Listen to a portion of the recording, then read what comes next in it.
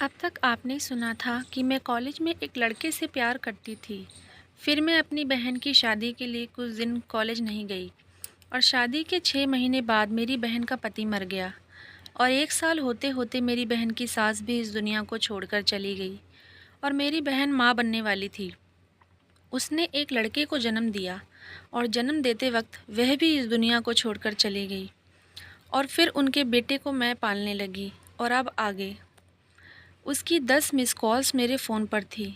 मैंने सोचा अगर ऐसा ही चलता रहा तो आगे कुछ भी अच्छा नहीं होने वाला है। फिर मैंने अपना नंबर बदल दिया और अपने बेटे को लेकर शहर से बहुत दूर चली गई।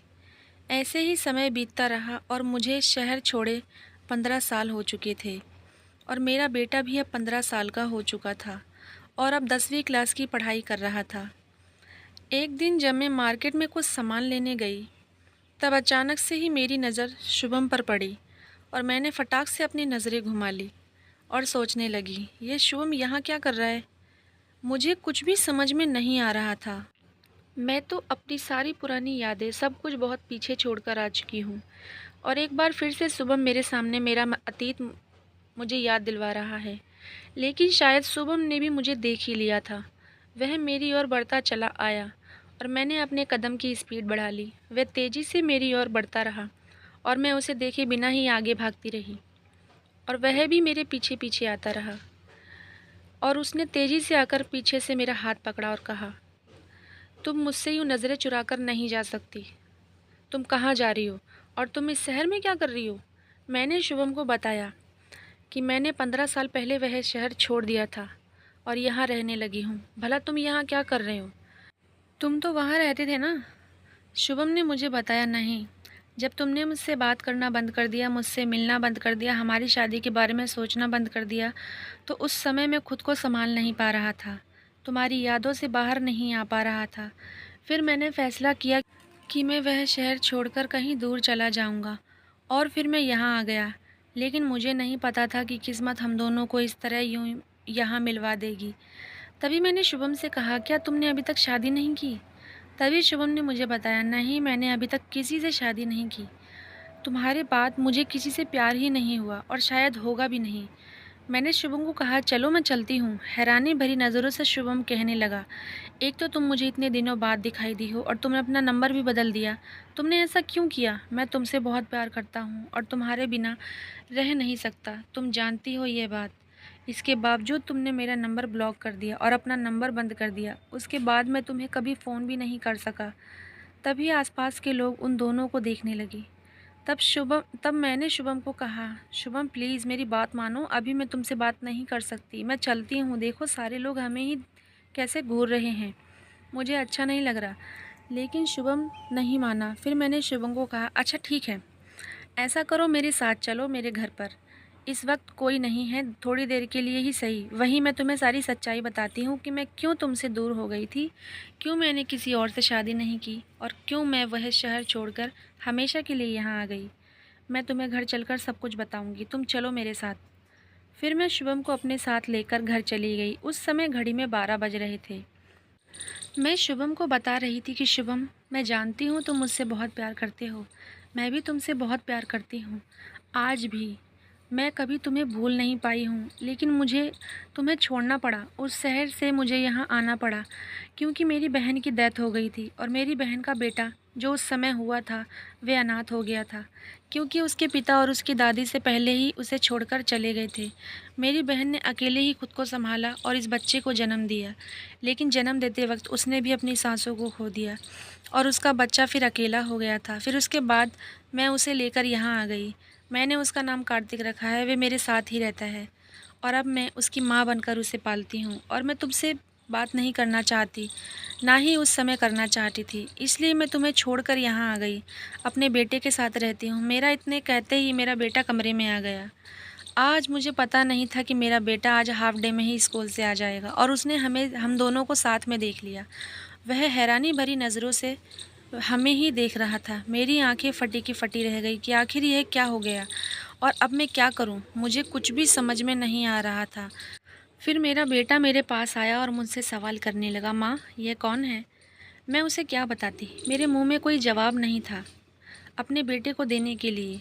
तभी मैंने शुभम को कहा, शुभम तुम जाओ यहाँ से और अब कभी दोबारा यहाँ मत आना, मैं तुमसे बाद में बात करती हूँ, समझो। फिर शुभम जाने लगा। तभी मेरे बेटे ने शुभम को रोक कर कहा, बिना सच्चाई बताए आप यहाँ से नहीं जा सकते। आप मुझे सच्चाई बताकर ही यहाँ से जाएंगे कि आप हैं कौन और मेरे घर पर क्या कर रहे थे। फिर मैंने शुभम को कहा, शुभम तुम जाओ यहाँ से। लेकिन मेरे बेटे ने मेरा हाथ पकड़ा और कहा, मम्मी आप यहीं बैठी रहो, मुझे आप दोनों से ही कुछ बात करनी है। फिर शुभम भी वहीं बैठ गया और मेरा बेटा शुभम से कहने लगा कि मैं आपसे कुछ नहीं कहना चाहता, मैं बस इतना जानना चाहता हूँ कि आप कौन हैं, इस वक्त यहाँ क्या कर रहे हैं। फिर शुभम ने मेरे बेटे को बताया कि बेटा मेरा नाम शुभम है और ये जो तुम्हारी मम्मी है मैं इनसे बहुत प्यार करता हूँ और करता था और शायद करता रहूँगा। इन्हीं के इंतज़ार में मैंने आज तक शादी नहीं की और इसलिए तुम्हारी माँ ने भी शादी नहीं की। यह बात सुनकर मेरा बेटा मुझे हैरानी भरी नज़रों से देखने लगा और कहा, माँ आपने शादी नहीं की तो मैं किसका बेटा हूँ, मैं कहाँ से आया। तभी शुभम ने कहा, बेटा मैं तुम्हें बताता हूँ कि क्या बात है। दरअसल बात यह है कि तुम उसकी बहन के बेटे हो। तुम्हारी जन्म देने वाली माँ तुम्हें जन्म देते वक्त इस दुनिया से चली गई थी और यह तुम्हारी मौसी है जिन्होंने माँ बनकर तुम्हें पाला है। उसके बाद तुम बिल्कुल अकेले हो गए थे और तुम्हारे पिताजी तुम्हारे जन्म होने के पहले ही यह दुनिया छोड़कर चले गए थे और तभी तुम बिल्कुल अनाथ हो गए। उसके बाद तुम्हारी मौसी यानी कि मेरी अंजलि ने तुम्हें माँ बनकर पाला है, तुम्हें माँ का प्यार दिया है और शायद तुम्हें कभी भी अपनी जन्म देने वाली माँ की याद ना आए, इसलिए ये सच्चाई उन्होंने तुम्हें कभी नहीं बताई। और मैं वह इंसान हूँ जो इनसे बहुत प्यार करता था एक समय पर और आज भी करता हूँ। आज मार्केट में मुझे अचानक से अंजलि दिखी तो मुझे खुद पर काबू नहीं हुआ और मैं इनसे बात करने के लिए मचल बैठा और हम दोनों फिर यहाँ आ गए और मैंने अंजलि से सच्चाई जानने की कोशिश की तो इन्होंने मुझे ये सारा सच बताया। लेकिन हमारी कोई गलती नहीं है और हमने कुछ भी ऐसा नहीं किया जिससे तुम्हें शर्मिंदा होना पड़े। अब मैं चलता हूँ, हो सके तो मुझे माफ़ कर देना और अब मैं कभी लौटकर यहाँ नहीं आऊँगा। जब शुभम ने यह बात कही तो उसकी आंखों में आंसू थे। मेरे बेटे ने कहा, प्लीज़ आप रोइए मत, यह अच्छी बात नहीं है। यह देखकर मुझे भी रोना आ गया और शुभम ने मुझसे कहा, अंजलि चुप हो जाओ, तुम रो क्यों रही हो और अब तो सब कुछ ठीक हो जाएगा। हमने तुम्हारे बेटे को सारी सच्चाई बता दी, अब तुमसे वह कुछ नहीं बोलेगा, तुम्हारे बारे में कुछ गलत नहीं सोचेगा। तुम क्यों रो रही हो। बहुत गौर से मेरा बेटा मेरी बातें और शुभम की बातें सुन रहा था। उसकी आंखों में आंसू आ गए और उसने ज़ोर से मुझे गले लगाकर कहा, माँ आप इस दुनिया की सबसे अच्छी माँ हैं। मुझे जन्म देने वाली माँ मुझे छोड़कर चली गई तो उसके बाद आपने मेरा ध्यान रखा। आपके लिए जितनी भी तारीफ़ करूँ वह बहुत कम है। आई लव यू माँ, मैं आपसे बहुत प्यार करता हूँ और आप बिल्कुल भी चिंता मत करो। ये सच्चाई पता चलने के बाद भी मैं आपके साथ कभी ऐसा व्यवहार नहीं करूँगा कि आप मेरी सगी माँ नहीं हैं। आपने बेशक मुझे जन्म न दिया हो लेकिन आपने मेरा ध्यान बहुत ज़्यादा रखा है, मुझे बचपन से ही बहुत प्यार किया है, मुझे कभी किसी चीज़ की कमी नहीं होने दी। बचपन से ही आपने इतनी मेहनत की है, मुझे पढ़ाया है और अभी भी पढ़ा रही हैं। मैं आपके इस प्यार को कभी भूल नहीं सकता। आपने अपने प्यार को भी छोड़ दिया मुझे पालने के लिए, माँ का प्यार देने के लिए। आप अपने प्यार से भी दूर हो गई। आखिर कोई इतना अच्छा कैसे हो सकता है माँ। और मेरे बेटे की आंखों में आंसू थे और वह मेरे गले से लग गया और बस रोए जा रहा था।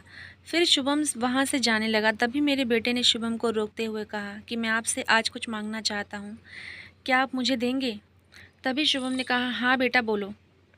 तभी मेरे बेटे ने हल्की सी स्माइल के साथ कहा शुभम को कि आपने भी अभी तक शादी नहीं की और मेरी माँ ने भी नहीं की। मैं चाहता हूँ कि आप दोनों शादी कर लें और मेरे साथ हमेशा हमेशा के लिए रहें।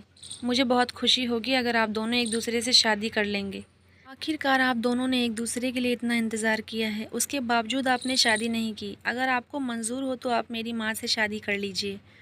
यह सुनकर मुझे थोड़ी शर्म आई और मैंने कहा, बेटा अब मेरी उम्र हो चुकी है, मैं 35-36 साल की हो चुकी हूँ और अभी यह मेरी शादी की उम्र नहीं है, तुम समझो हम शादी नहीं कर सकते।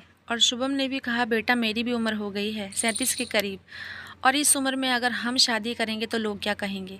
तभी मेरे बेटे ने कहा कि लोग तो कहते रहते हैं, लोगों का काम है कहना। अगर लोगों के बारे में सोचेंगे तो हम कुछ भी नहीं करेंगे। अगर यहाँ कुछ गलत हो जाए तो भी लोग कुछ नहीं कहेंगे और देखते रह जाएंगे।